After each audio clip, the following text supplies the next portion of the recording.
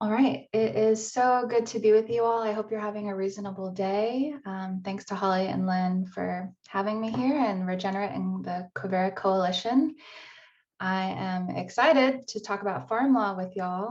We're going to be covering 5 steps to protect your farm legally speaking. And by the end of our time together, you'll have 5 key things that you can do to make your farm or ranch more resilient long into the future. So we've got about 45 minutes together, and we'll save the last, an hour, and we'll save the last 10 to 15 minutes at the end for your questions. So for you folks who are all here, I'm so grateful to share this time with you. As you have questions that come up as we go through each of the 5 steps, please feel free to drop those questions into the chat box, and then we'll give a read through during Q&A time.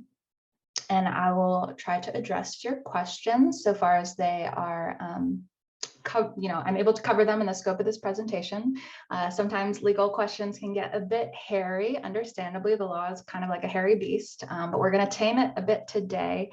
And so I can't promise to answer every one of your questions as we'll have limited time together, but I can say that you will walk away from this experience with a stronger understanding of how you can realistically build resilience for your farm or ranch operation. And so my name is Eva Moss. I use she, her pronouns. I am calling in from Winston-Salem, North Carolina, in the foothills of the Blue Ridge Mountains on the ancestral lands of the Sara and the Catawba and the Lumbee peoples. And I serve as the Education Program Director at Farm Commons.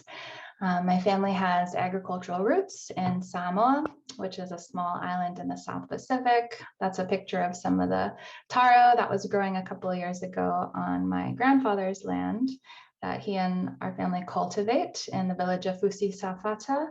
And my legal background is in food and agriculture law and policy. I got to study up at Vermont Law School. Love Vermont so much, so beautiful up there. And I also ran a CSA farm in central North Carolina before joining Farm Commons. So you may not have heard about Farm Commons. So I'm going to start with some background on who we are as an organization. And so we're a 501c3 nonprofit, and our mission is to empower agricultural communities to address their own legal vulnerabilities within an ecosystem of support. And we achieve our mission through creating and delivering educational programming first and foremost, just like this presentation. And we do extensive research and develop plain language materials that make sense to both farmers and the agricultural service providers that y'all work with.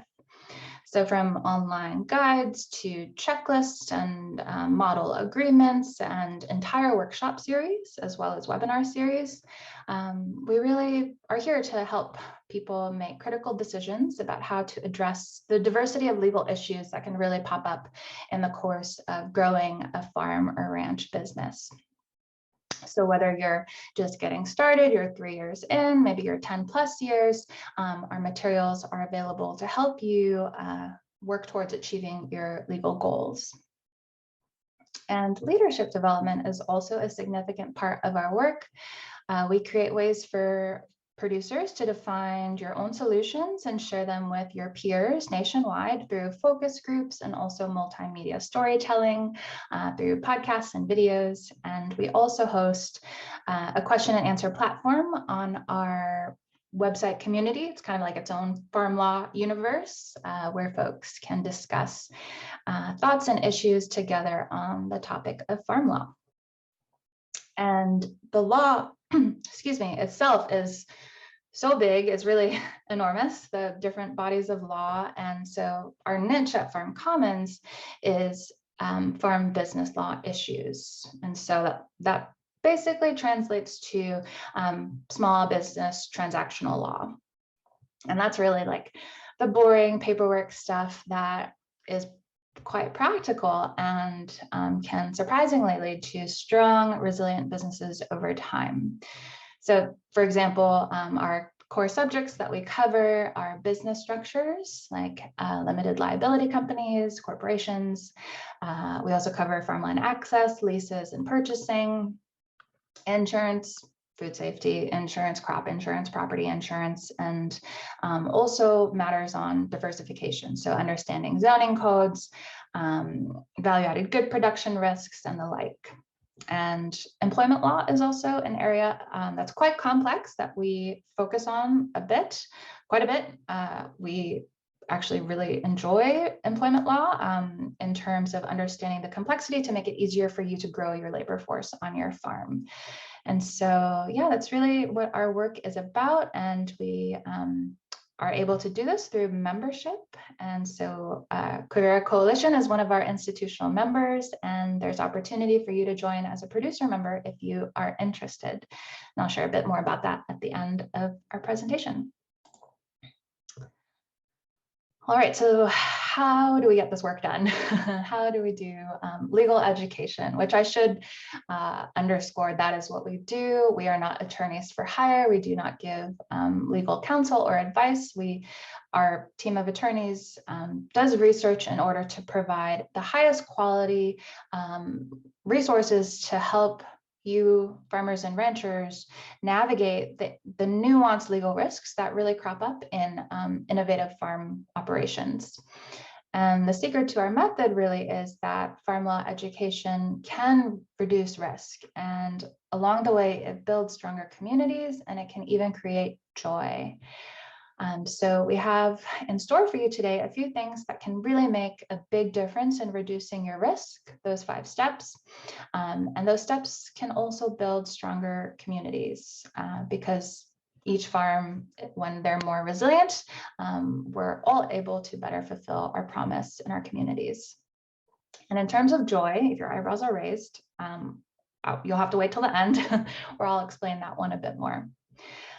So for now, we're going to look at 5 different problems that occur, very common in the course of agricultural businesses, that can be scary things that happen on the farm or ranch. And I'll explain how you can take tangible steps to resolve those issues to create a better life for yourself and your farm business and your community. So let's get started with problem number 1.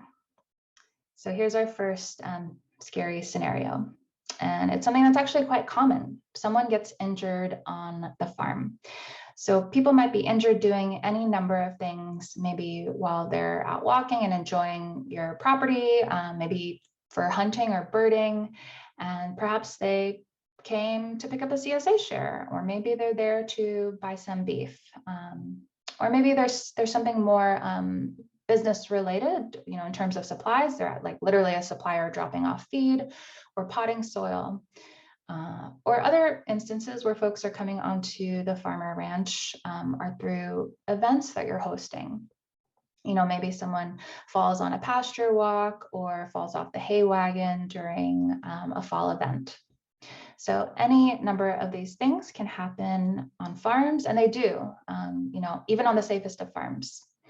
And so this can be the number one thing that a producer can worry about on their operation. And it's often the subject of kind of like, or I guess not urban legend, but like rural legend. Someone lost the farm because a visitor broke a leg while trespassing at night. And so the good news is that there is one easy, pretty basic thing you can do that will effectively and efficiently address this risk, no matter where you live or what your state's law says, because I know that this community covers several states. And that is to get liability insurance. So insurance is the single best risk management strategy for injury liability. And it's necessary for even the safest of farms because accidents happen. No matter how safe you might be, life happens, things can get really unpredictable. And so having liability insurance is an excellent risk management strategy. So if we'll talk about that a bit more here. So if someone gets hurt in a business setting, like on a farm or ranch, everyone who is potentially responsible tends to get sued. So for example, the landowner will get sued if they aren't the same person or entity as the farm or ranch operator. And the person or entity hosting the event will also get sued. Let's say the farmer or rancher is working with a nonprofit or extension office that hosted a pasture walk where someone got injured. And so why is this? Why is everybody getting sued? Well, many folks think that it's because the person filing the lawsuits is, really greedy and exploitative, and they want to go after everybody, which is a narrative that often comes up in the agritourism realm of things. But that's not necessarily the case. So first, the lawsuit is really the means or the mechanism by which we in this country determine who is responsible. So it's the legal container or the place that we bring our evidence to show that we didn't do it, that we're not responsible. Simply saying, I didn't do it, that's not my fault, isn't good enough. We need evidence, and the way that we compel that is through the lawsuit. So we all get into the same legal room, the courtroom, to figure out who did it. And even the safest of farms can be sued in order to be compelled to prove that they were saved. So rather than saying, no, I was safe to avoid being sued, it's actually, we go through the process of being sued in order to prove and make a case for why we're not responsible, that it wasn't our fault, that we were safe, that we acted reasonably. But the other reason everyone gets sued is because the person who was injured generally really isn't in the driver's seat of this. Injured people sometimes sue because they are maybe wanting significant compensation. They want to go after, the people who they feel are responsible. Some people might call them greedy, but that's not always the case. Often the person who is injured doesn't even get a say in who the lawsuit is filed against or when that lawsuit is filed. And that's because of how medical care functions in our country. So most of us, myself included, rely on health insurance to pay for our treatment when we are sick or injured. And generally, when we buy medical insurance, we sign away the right to sue in our own name. So basically, we're giving the insurance company the right to initiate a lawsuit on our behalf so that the insurance company can get paid back for the treatment that they provided. So you might be a very safe person with a very safe farm or ranch, and your guests might be wonderful and honest people, you're great friends, and even then you still might get sued if someone is injured. So in this case, someone gets injured, a lawsuit is filed, you need someone to defend you in court. And that is a huge benefit of liability insurance. Every liability policy will give you an attorney for your defense because they are responsible for any liability that results.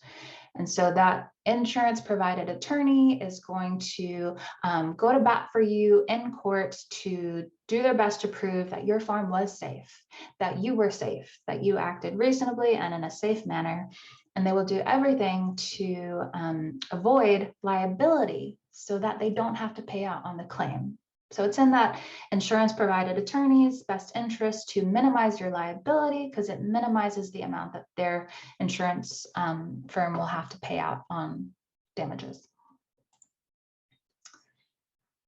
All right, so you might be thinking, or know other folks who might think that this doesn't quite matter in your situation. Maybe you're thinking that the Farm Liability Protection Statute in your state, covers you there.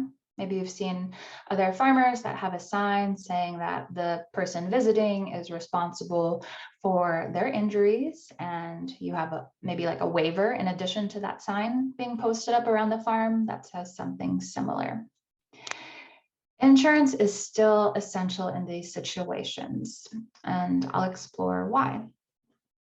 So many, if not most states, do have a statute that protects farmers from liability when someone is injured while they're enjoying the farm property, whether it's for an event or coming to pick something up, other activities on the farm or ranch.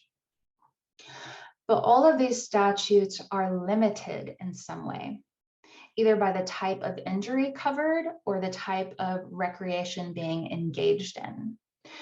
So, for example, some of those liability statutes may not protect equestrian-based injuries or only cover free recreational tours, but not fee-based activities like hay rides or festival admissions.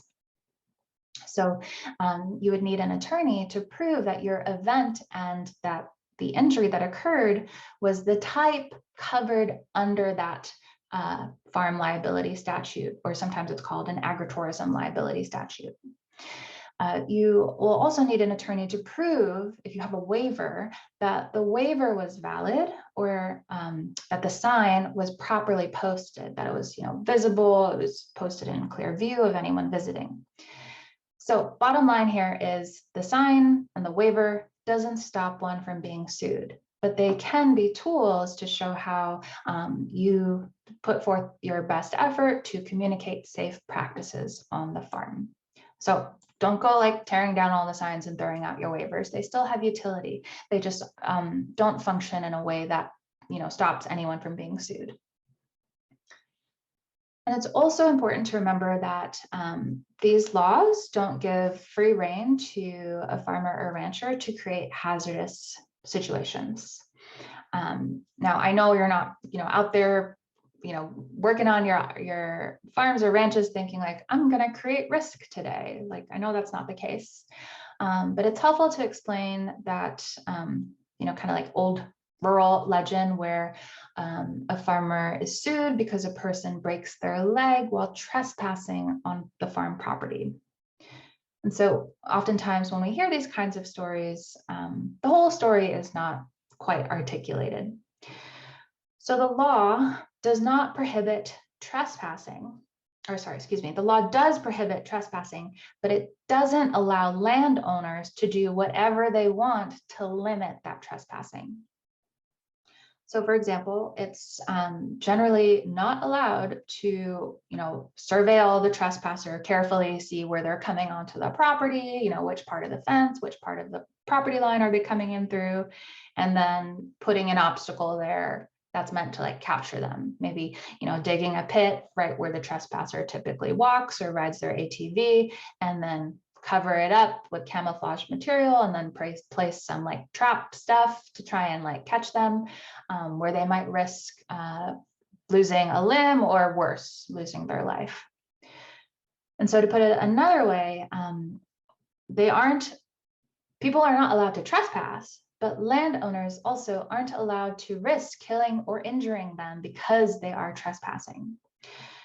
So, this is an extreme example, but I just bring it up to illustrate that there is a balance of rights and obligations even on private property. So we've talked about customers coming onto the farm, and now we're talking about trespassers coming on and getting injured. So if you find yourself in this kind of extreme scenario, and I hope you don't, but if you do, you'll need an attorney to explain why your actions were acceptable in all circumstances when someone is injured. And in all cases, insurance is the best way to get that. You could try hiring an attorney yourself after the injury occurs, but insurance tends to be a really efficient, effective way to address the costs. All right, so this brings us to our first action step. So if you're like, yes, this all tracks, this makes sense to me, I'm on board, insurance, great, what to do now? Well, if you have an insurance agent, call your insurance agent. If you don't have an agent, ask around to your peers for recommendations for trusted agents or ones that they've had positive experiences with. So most farmers and ranchers usually have some form of liability insurance, and most carry a mortgage, and the mortgager usually requires some proof of insurance for the property and liability, which is sometimes called casualty insurance. And so the problem isn't that most farmers and ranchers are without liability insurance at all. Everybody's walking around on their, running their properties with no liability insurance. That's not the case. The problem is that farmers and ranchers don't carry liability insurance for the specific risks that their farms are incurring. So for the specific activities that are happening on the farm, which differ from farm to farm, ranch to ranch. So it's really essential to tell your insurance agent about all the types of things that your operation is doing that's bringing people onto the property, because each of those activities may require different riders or insurance endorsements to ensure that you have the coverage that you actually need. So if you're buying insurance at all, you're putting good money, hard-earned money on the table. It's worth it to make sure that your risks that you are actually experiencing are the ones that you're actually paying to be covered for are being covered. All right, so on to our next problem scenario. Similar, but a different risk. So instead of someone, breaking a leg or an arm, someone gets stomach troubles. They get sick from something that they ate, and it was one of your products. Or at least they think they got sick from eating one of your products. So these kinds of cases, these kind of food safety related cases can be truly awful, with people coming down with like E. coli, salmonella, et cetera, that can land them in a hospital with complicating factors that wind up like with kidney damage or even like, potentially organ failure. And so there have been reports, we see them in the news, people who die from eating contaminated food. And there's also more simple cases of a foreign object ending up in the food, like a nail in the salad or some metal fragment in the ground beef. I've been myself to restaurants and have found glass in the food. So it happens. And although not usually life-threatening, these can lead to potentially surgery and big medical bills to resolve. And so what do we do about these risks? If you're thinking insurance, you are thinking right. So it bears repeating here again, insurance is the single best risk management strategy for food safety liability as well. And none of this is to discount excellent food safety practices. That is separate. Those are all important. Following those FSMA compliance. Having a food safety plan. All of that is so important. And also learning about how you can prevent contamination from ever occurring to you. So keeping up on trainings on food safety. But at the same time, even though you do all of those best practices, bad things can happen anyway, that theme of unpredictability. And so to land on your feet again, insurance is there to help you. And so insurance, again, will provide an attorney to go to bat for you when someone gets sick and everybody gets sued. And we go through the lawsuit process to figure out who is responsible. Questions like, did your processor contaminate the meat by not following best practices? Well, what about the consumer? Did the consumer leave their meat out too long on the counter before consuming it? Or did your shipping company use a truck that wasn't refrigerating correctly? So for all these questions, it's hard to pinpoint, a clear answer. And so the lawsuit is really how we find out what the answer is. So just as before, you need someone to defend you, to go to court and say, look, my client has these safety controls in place. We can show that these processes were followed for the batch of product in question. Now, you could try to make the defense yourself, but that's going to take a lot of time to learn and accomplish yourself to make that argument clear under the pressures of the lawsuit. So the best strategy, again, is to get an attorney to do that for you. And it's most affordable when the insurance company is who is providing that attorney. So again, the action step is to call your insurance agent. If you're calling them already about liability insurance, injury liability insurance, you can also ask about food safety liability. And the conversation here will be different because addressing food safety liability is more challenging than injury liability because the insurance products available are not as straightforward.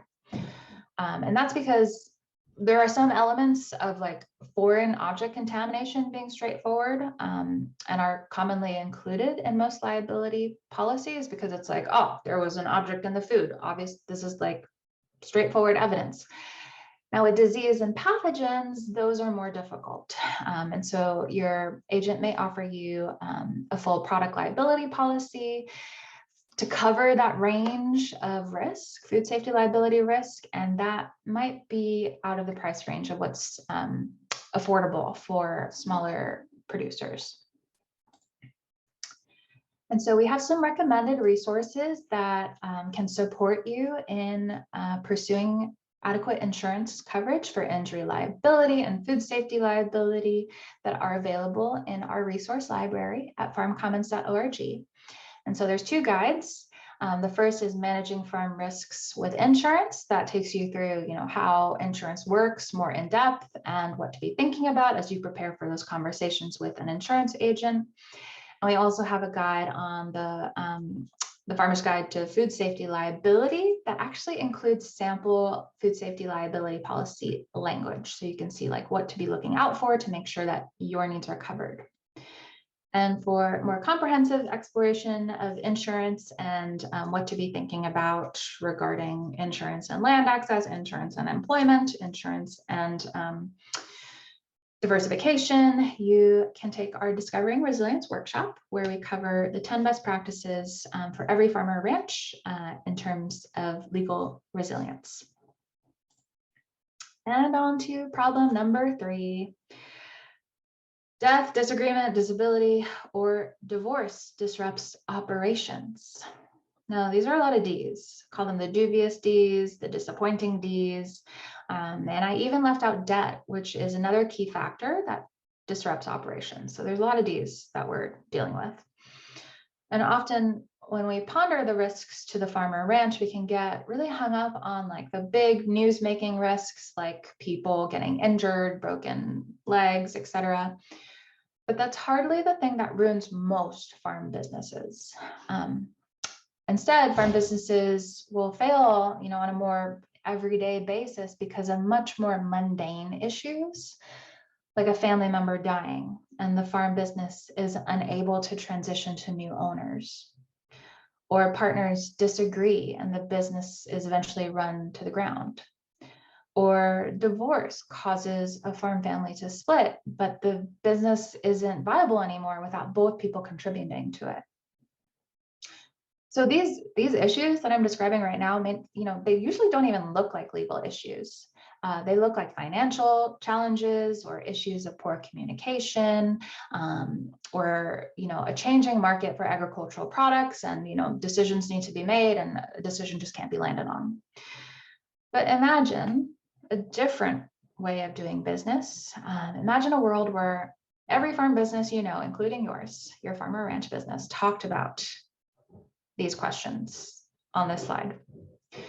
What does each business partner need to contribute to the business, money or labor, and when? And how are we compensated for our involvement in the business? And when does that compensation happen? And who makes important decisions about big issues like buying property or going into debt?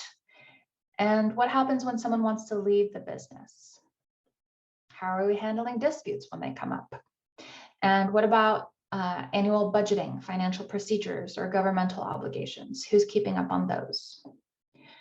So farm and ranch businesses would be so much more ready and resilient in the face of, the unpredictable challenges that life throws at us if they got on the same page about these issues, effectively creating a plan.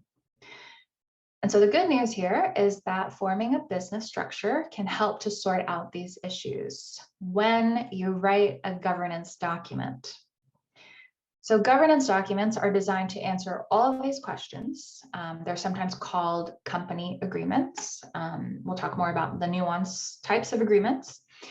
And when farmers and ranchers discover discover through discussion how they want to answer these questions, and then agree on these issues in advance of a hard situation happening. You can even avoid that problem before it develops. And so this really is the role of a governance document. And on the flip side, if you do get into a hard situation and you did come to agreement on all of these aspects, you'll have a plan in place for how to move forward. That can be really helpful to separate when, emotions are charged and you have this objective piece of paper that tells you, oh, look, we actually agreed on what we would do in tough situations like this one.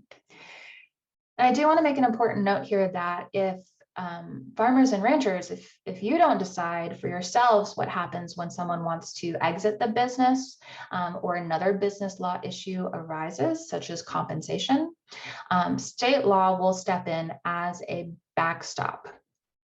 However, you may not like the solution that the state law sets out for you because it may not be a good fit for your business or really even possible for your business.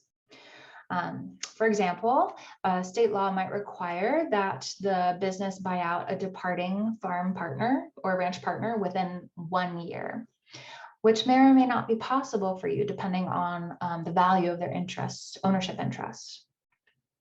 And so the solution that we create for ourselves by going through asking these questions and discussing our answers and coming to agreement is generally so much better than what the state would create for us, especially considering that the default state laws were not written with farms and ranches in mind.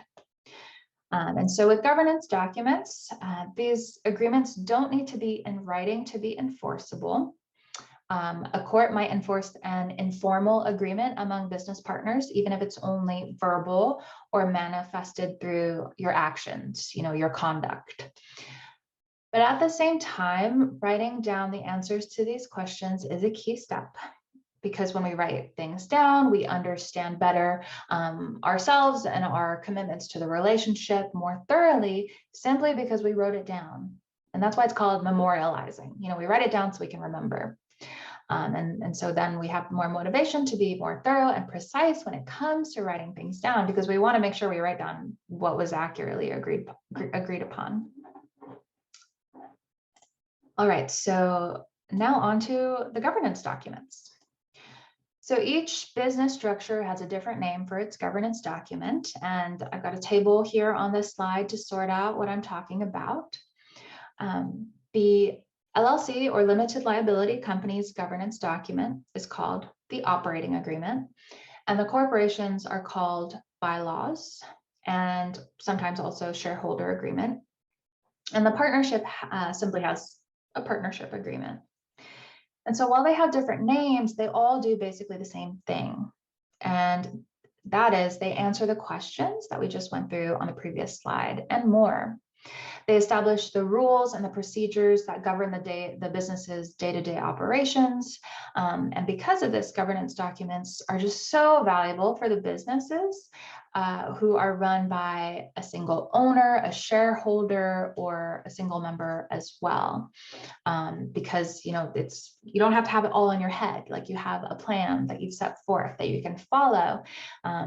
And it also helps to reinforce the separation between you as an individual and also the business as a distinct entity, because there's this written governing document for how the business runs. It's not just, how you decide to run the business from day to day. And so, unfortunately, because governance documents, specifically for the LLC and partnership in most cases, are not required to be written by state law. There are like a couple of a sprinkling of states who do require that LLCs write operating agreements, but by and large, they are not required by law. Corporations, on the other hand, are generally required to write bylaws. And so the majority of farmers and ranchers actually skip this step. They form the LLC, don't write an operating agreement at all, in part because the law doesn't require it. But farms and ranchers that form corporations, like I said, may be legally required to write bylaws, depending on whether or not the articles of incorporation or the shareholders require them. But even in those situations, folks will often get something short from the library or online and call it good, even without answering those questions that we just went through, specific to the farm or ranch business's needs. And this really is a missed opportunity by not writing these governing documents, because we're not fully engaging in writing out how we want our businesses to be governed in a way that will be upheld by law. And that brings us to action step number 3, and that's to start a conversation by working through the questions that we went through with your farm partners, if you have them, and begin working towards your own governance document. So the conversation, if you're a sole owner operator, it could be, thinking through ideas with a business advisor, maybe a trusted staff person, maybe from Covera or Regenerate, or your extension agent. And we've got some recommendations here, except these are for leasing, which we will get to. So apologies, I need to move this way down. But I can point you to a guide. It's called The Farmer's Guide to Business Structures, which is also available on our website. We're going to move on here to problem number 4. So we got this one and one more to get to. And this is the landlord or tenant disrupts your farm operations. So with 40% of all farmland under a lease agreement, many farmers and ranchers play the role of either the tenant or the landlord, with some playing both at the same time. And so no matter which side of the fence you fall on, you may have seen issues develop around leasing. Maybe it's something where, a tenant that's used poor farming practices has degraded your land and soil. Or maybe you've had a landlord that expressed, surprise and disappointment that you were in the fields after dark, or that you had an event and they weren't expecting to see a big group of people taking a tour in the pasture. Whatever your situation is, the good news is that we have a proactive step that you can take that will help prevent issues from developing. And that is to write down a thorough lease agreement. And it may seem straightforward, but it may also seem a bit daunting, especially if you're in a situation where you've had a verbal lease, an oral lease that's been working out for quite some time. So it may seem like, oh, I don't know if I want to try to get this written down. And so it may feel tricky, but it doesn't have to be difficult. It does take some time and building a strong relationship with both the landlord and the tenant. And many folks are inclined to start with a model lease for guidance, a template that you might get from the internet or a neighbor, or even from us at Farm Commons. We do have a template lease that you can refer to. And that makes a lot of sense, seeing what another lease looks like in order to get ideas for your own. But, our method at Farm Commons is really to start with conversations, talking, the parties talking about how they envision using the land and how the land will be used is even a better starting point. And that can help to build a common understanding of the vision for the land that then gets memorialized into the lease. So let's talk about, once you've discussed your ideal relationship and coming to an agreement on how you want to work together, you might be wondering, well, what do we talk about in order to write down how we want to work together? Well, I've got a list of questions for you. So the basics to cover are who is leasing, where the lease property is, and when is the lease? What duration are we talking about? 6 months, 12 months, multi-year, long-term? And are there limitations on premises in terms of use? Can I do camping events, agritourism, on-farm sales? And are there certain agricultural operations that are disallowed? Am I not allowed to slaughter, non-animal operations only? And what about access to infrastructure, electricity, trash storage, irrigation? What happens if facilities are reduced or damaged? Who fixes them? Whose responsibility is it? And can improvements be made? Building repairs, new infrastructure? And if so, who covers those costs? And who receives the value of those costs if the relationship ends? And what about when the relationship ends? When does it end? Is it automatic? What about renewal? When and how does that happen? And what about early termination? When and how should that happen and be communicated? And how are we resolving issues that come up? Conflict resolution. And what are our payment terms? How much needs to be paid by when and how, and what happens if payments are late? And so back to that recommended resource list that is now in its proper place. We have several resources. We have a list of questions to ask when writing a lease available on our website. It's a nice handy tip sheet.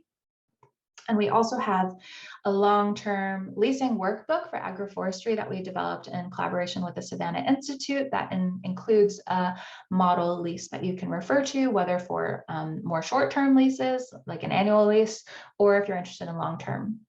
So those are available on our website. And the action step here is to, again, start the conversation.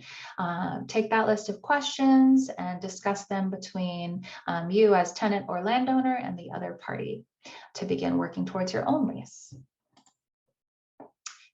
And this was the resources for business structures earlier. My apologies. I'm just gonna kind of move that away, and we will continue on to our final problem, which is related to agritourism and diversification.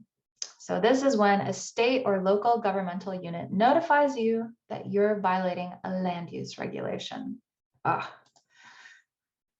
So the thing to know here is that farms and ranches can be prohibited or hindered even in hosting agritourism events and in doing value-added good production or other ventures by the zoning code.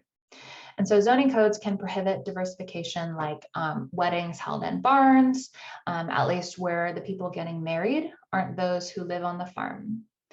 Also up for naying are dinner on the farm events, whether it's a formal meal cooked on the farm or just like a big pizza night, and festivals and parties, again, where folks being invited are beyond the farmer or rancher's friends and relatives. Also, selling products not grown on the farm can be quite tricky, where a producer opens a farm stand for her own products, but after she starts adding in neighbors' products, aggregating, some coffee from this roaster, root veggies from this farmer, beef from this rancher, we might have a problem. And the same goes for distribution of products through a CSA program. If a farmer starts adding in a fruit share from a neighbor farm or a bread share from a bread baker, we start getting worried about zoning rules. Housing of farm workers, both in the farmhouse or in separate buildings, can also be prohibited by zoning codes. And even classic farm tours, even if it's free, can potentially violate zoning codes. So if you are planning anything innovative or really interesting on your farm or ranch, you'll want to read your zoning code before investing significant time and resources into the enterprise. So how do we do that? Zoning is composed of two parts, and this will likely be a refresher for many of you. And if it's not, this is good knowledge to have handy. And so the first step is to find the map that assigns each property into a zone, which just about every area has, unless you're in an unzoned area, which most zoning maps will show the unzoned area. So there's zoning at the city level, the municipal level, the county level. You can find your zoning map usually by doing a quick Google search. And then once you're in the zoning map, find the zone that your property is located within, that you're farming or ranching and hosting these activities.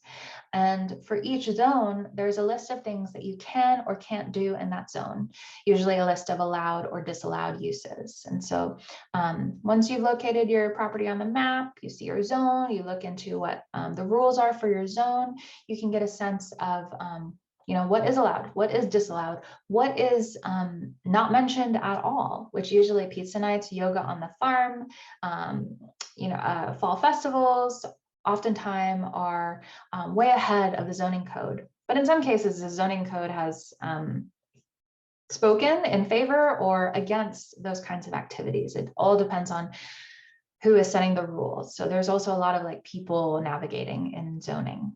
So if you have any hesitancies about trying to find your property on a zoning map, you can always ask a reference librarian at your local public library. They're a great resource, as well as your extension agents.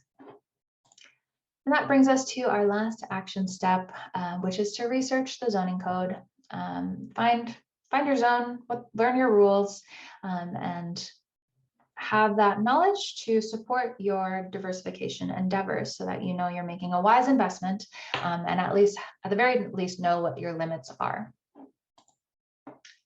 All right, so I mentioned earlier that we have a workshop, Discovering Resilience. We have a self-paced version of that that's ongoing always, and we also have a live version that's launching in January. We'd love for you to join us. And you can check out our website for over 100 guides on, lots of different farm law matters that may be especially important to you right now or will be in the future. And we also have advanced courses. We have one on employment law that's brand new, and also that Q&A platform where our attorneys will provide you with a researched general response. And Quivira Coalition is a member of Farm Commons, and through their membership, y'all get a 30% coupon code for your producer membership if you'd like to join us. That code is Quivira30 that you can enter at checkout, and that is good for use up until February 25th next year, which is quickly coming. I can't believe November's next week. All right, so thank you all so much for being here. It's been wonderful to be able to share this information with you, and would love to address questions if y'all have any, and I hope you do.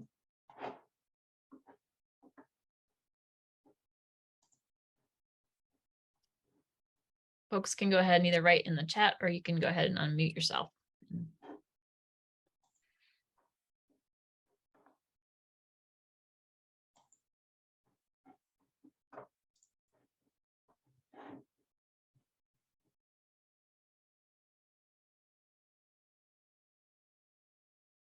It's a lot of info to digest.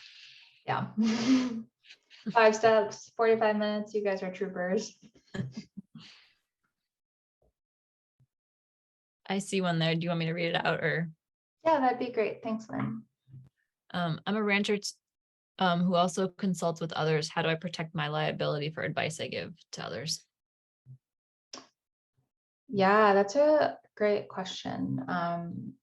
Richard, yeah, you're thinking about, your liability in terms of people acting on the advice that you give to them. And so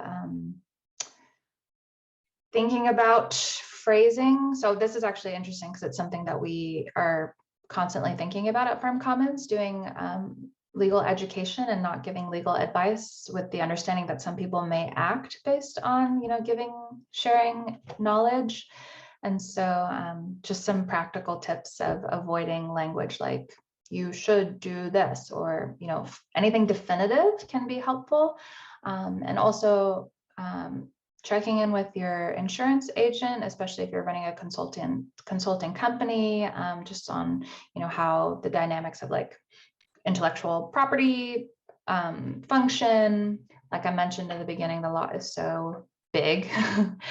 We don't do much education in terms of liability and advice. So can't give you much in the way there, but our best practice is to avoid the word should.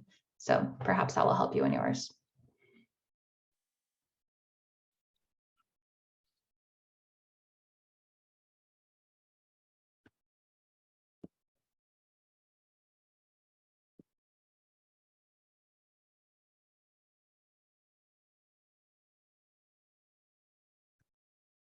Any other thoughts from anybody?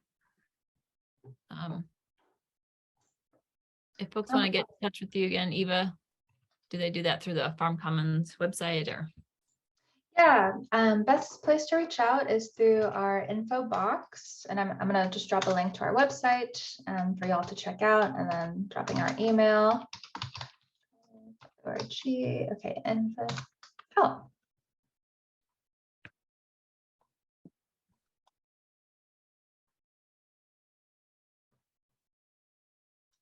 Looks like someone's in Green Mountain, NC, as in North Carolina. I'm not familiar with that area, or maybe it's somewhere out west. Can you clarify, Rashid? Oh, great. Oh, awesome. Nice to have a regional neighbor. Are you talking about zoning codes? Do you have an issue locating your zoning code? If so, if you can get to your public library and connect with a reference librarian, they can help you find the zoning map for where your property that you're farming or ranching is. And you can also reach out to the county extension agent. We are so blessed in North Carolina to have an extension agent for basically every one of the 100 counties. So that's a great resource to tap.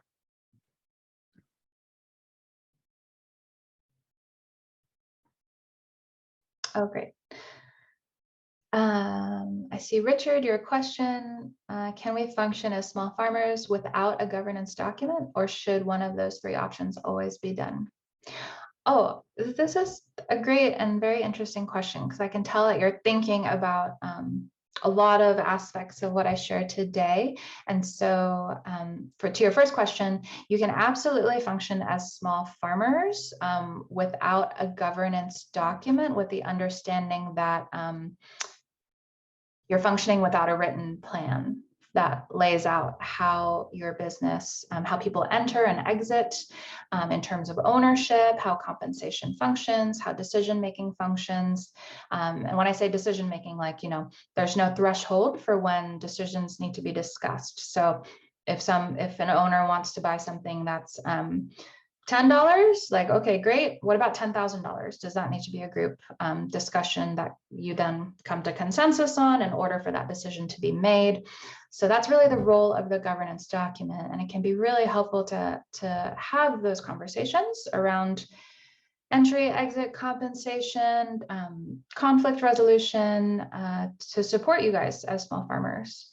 And so the second part of your question, the LLC, corporation, or partnership, those are all business structure options. And so the governance document functions to support the functioning of those business structures. And so if you haven't formed a formal business entity like an LLC or a corporation, if it's just you running the farm business, by default, you have a sole proprietorship. If you are managing the farm business and sharing profits with others, and it sounds like you might be because you said small farmers, then you have a general partnership. And so those are the default structures you have.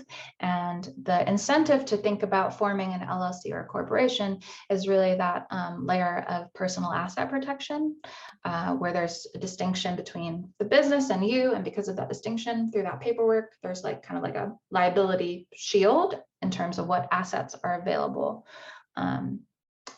Yeah, so sounds like you got some options, and it all depends on your paperwork tolerance. So if the governance document doesn't feel like something that would serve you, then you can absolutely figure out, different ways to function without writing one of those governance documents. Ooh, good question about sole proprietor needing a governance document. Not really. So the governance document also serves, so in terms of its governing utility and having a plan for the worst and also the best, it also is a way to show that there is a distinction between you as an individual and the farm business. And so, if someone gets hurt and sues the farm business, your personal assets wouldn't be available if you had a formal entity, but as a sole proprietor, you are the business. There's no distinction between you and the business because it's just what you have by default. And so there is no governance document specifically set forth for a sole proprietor, but you could absolutely, write a governing document for how compensation occurs. Yeah, it'd be interesting to think about what writing a governance document for a sole proprietorship would be, because there's not too much benefit of it other than helping yourself manage how you're governing your business.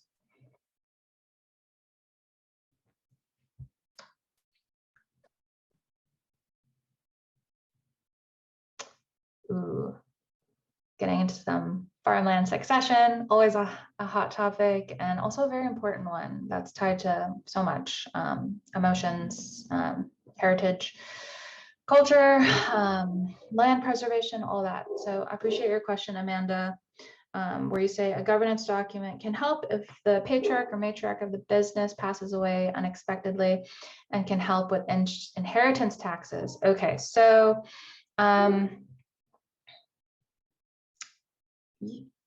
you guys are good at covering a lot of bases in deceptively short questions. The governance document, for example, for an LLC or a limited liability partnership or corporation, can be a tool to navigate the transfer of land if it is kept as an asset of the farm or ranch business. And not everyone is interested in doing that because if you keep the land in the business entity as an asset, it could be available to satisfy business liabilities. So what we usually recommend at Farm Commons is that land is kept as a personal asset that's leased to the farm or ranch business. But in the case that land is held, which it can be in a corporation, which I've heard some attorneys say like they don't ever recommend that because it limits. There's some tax implications, and land could also be held in an LLC and a limited liability partnership. So there's options to get creative, but in terms of the governance document, it can function as a way to dictate how the asset is managed, but I can't comment on how taxes would function. That's where a good, knowledgeable accountant can be really helpful.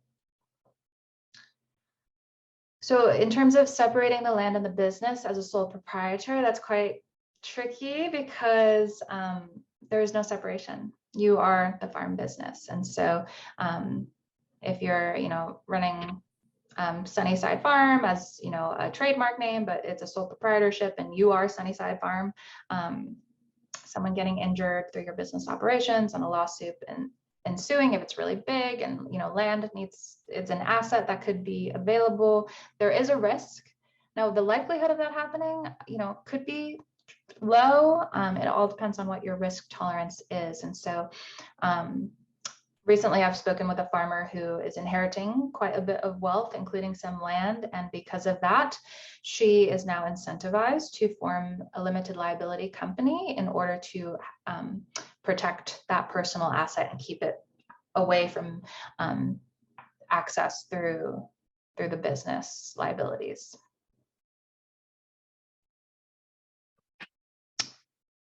Great questions. Thank you all so much.